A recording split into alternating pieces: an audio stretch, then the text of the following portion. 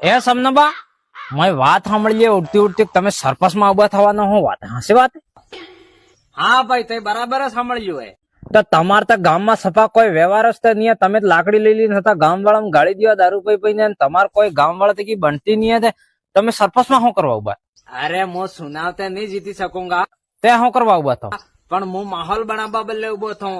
કહ્યું કે કાદો સરપંચ ઉમેદવાર બીજો વે મોટો પૈસો વાળો આદમી ઈ લાખેક રૂપિયા આલ દે હું પાછો બહી જઉંગા.